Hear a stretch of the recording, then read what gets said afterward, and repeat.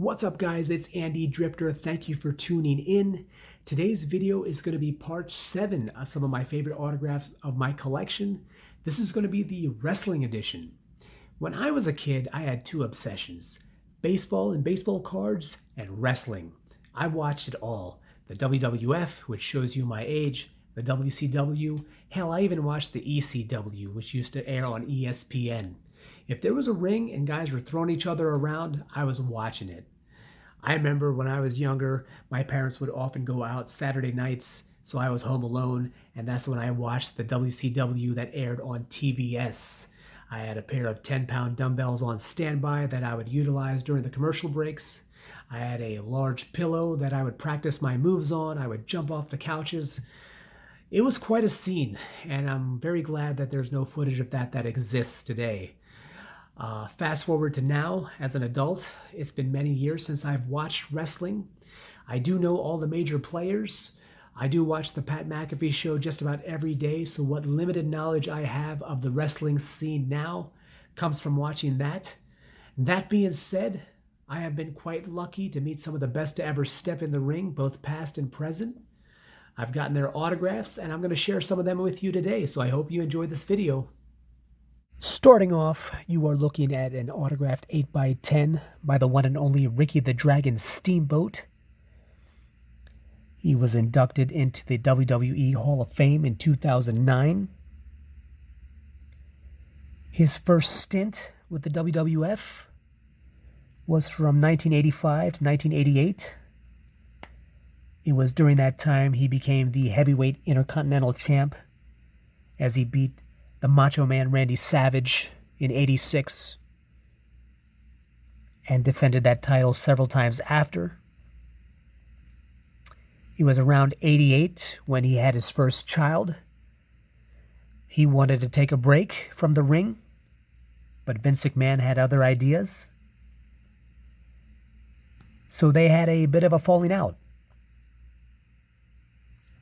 The Dragon returned back to wrestling in 1989, where he joined the WCW. He went on to beat Ric Flair for the NWA World Heavyweight Championship. They fought two more legendary matches. The Dragon won the second one, but he lost the third one. And of course, he lost the title in the process. He made up with Vince McMahon in '91 and returned back to the WWF. He signed a 2-year contract. But once again, they had differences, this time creative differences. McMahon's plan was for Steamboat to lose to The Undertaker, whose stock was quickly rising. And that was going to be the setup match for The Undertaker to fight Hulk Hogan.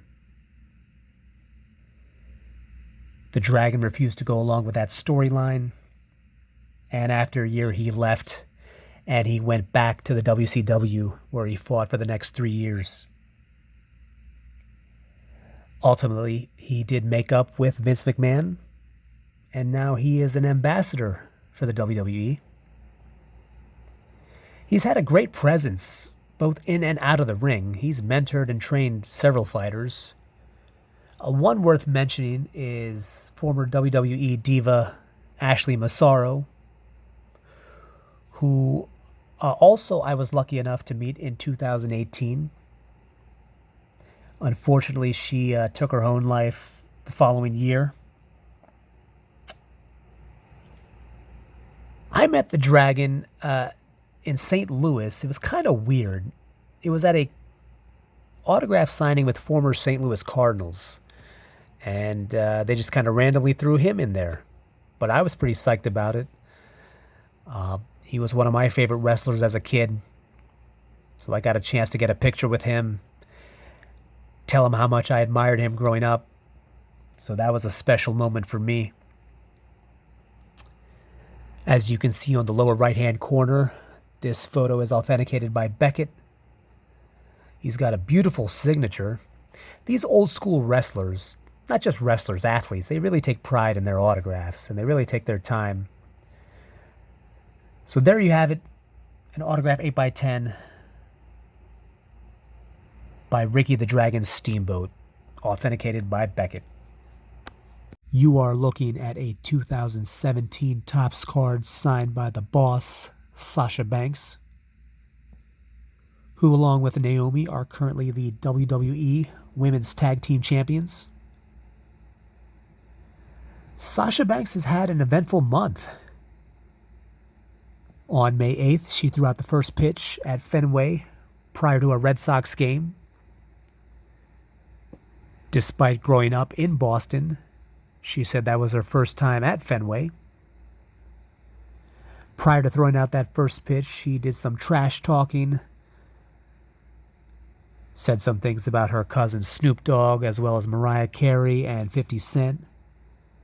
Those three have thrown some of the most comical first pitches in Major League Baseball history.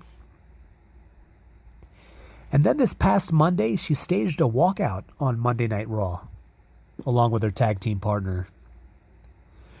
According to sources, she has become disgruntled with the WWE, specifically her storyline. And so she expressed that. Vince McMahon and his team are spinning that, saying that it's part of a storyline. I don't think people are really buying that. Guess we're going to have to see how that plays out. I got this autograph in the summer of 2018. I had a chance to meet her at a Cricket Wireless store in Boston. For those of you that are wrestling fanatics, you probably are aware that these meet and greets happen at Cricket Wireless stores throughout the country on a regular basis. They are a big sponsor of the WWE.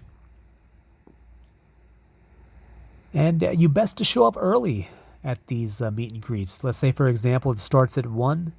Might be a good idea to show up at, say, 9 or 10. Lines are typically long for these meet and greets. Wrestling fans are fanatics. They're passionate. What I remember about that day is that it was really, really hot. And to make matters worse, the air conditioning was not working inside that Cricket Wireless store. But despite all that, she maintained poise, took photos with everyone, signed autographs. I don't know how she dresses in real life, but the outfit that she had on that day could not have been comfortable. Add to that the heat, and she probably was miserable. But through all that, she kept a smile and signed autographs and took photos with everyone. It was a great experience. So there it is, an autographed Topps Finest card signed by the boss, Sasha Banks. What we have here is an autographed Funko Pop by WWE Hall of Famer Sgt Slaughter. I was lucky enough to meet him last summer at a WrestleCon in Tampa. A dear friend of mine, his birthday was coming up. He loved wrestling as a kid, and he's former military. So I got him a personalized autograph photo of Sgt Slaughter. And in addition to that, I got this for myself. Sgt Slaughter, when he does these personalizations on the autographs, he really does take his time and writes thoughtful messages on them. It's not just, hey, happy birthday, best wishes. So that was really nice of him. He had 5 stints with the WWF, WWE. In between those stints, he participated in other wrestling organizations. His most notable feat, I think, came in 91 when he beat the Ultimate Warrior at the Royal Rumble for the WWF title. In regards to his military background, that's been a subject of debate. According to him, he was a Marine drill sergeant from 1966 to 1973. However, there are sources that refute that. So I don't know what the real story is. All I know is that I met him in Tampa. I met him once before in Pittsburgh. He was great. So there you have it, an autographed Funko Pop by Sgt Slaughter. I have yet to get this authenticated, but I will sometime in the near future. Now, this is not an autograph per se, but I thought it's worth showing in this video.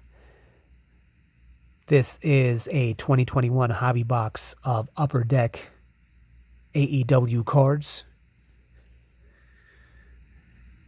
Valued at, I've seen it as low as $200, as high as $250. But I truly believe, being that these are the first ever AEW cards, that this will continue to go up in value. The AEW started in 2019. They are based out of Jacksonville, Florida. They are fertile grounds for up-and-coming wrestlers, as well as veteran wrestlers like Sting, who you see on the cover, CM Punk, Daniel Bryan, etc., etc. Of course, they are a direct competitor of the WWE. They probably have some ways to go before they catch that status. But like I said before, their fan base is growing consistently. They are pretty popular. So I thought that was worth showing there. A sealed hobby box of 2021 Upper Deck All Elite Wrestling cards. 16 packs per box, 8 cards per pack. And so I saved the best for last. You can't really talk about wrestling without mentioning this man's name.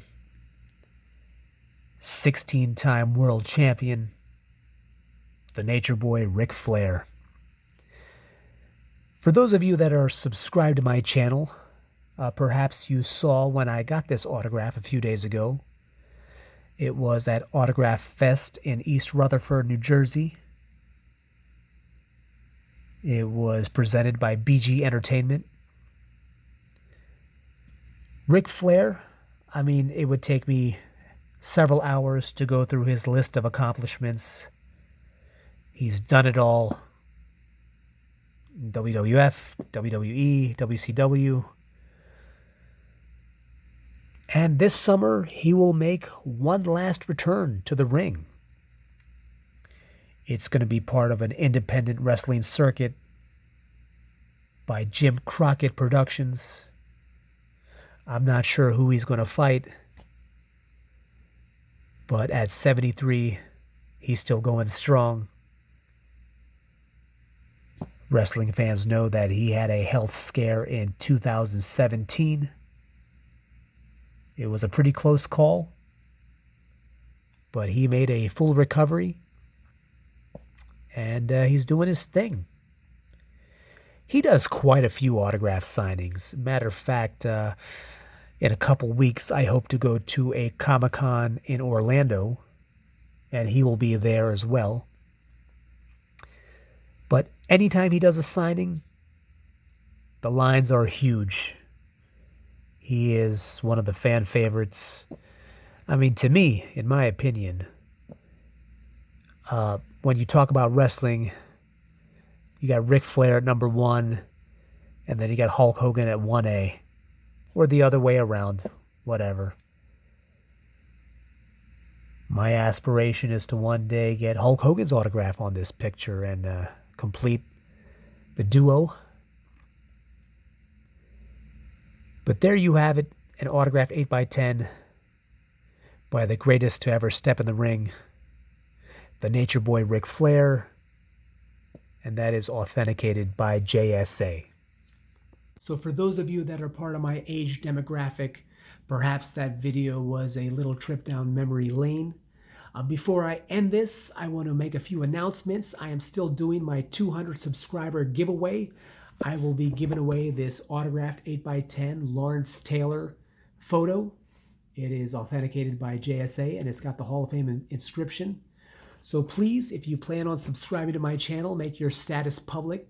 That way I know who to send the autograph to. This weekend, I'll be attending a big autograph show. All football players, past and present.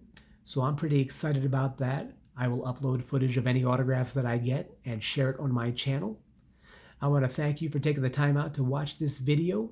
If you haven't already, please hit like and subscribe to my channel, and I will see you again soon. Take care and be safe. This is Andy Drifter. Thank you for watching.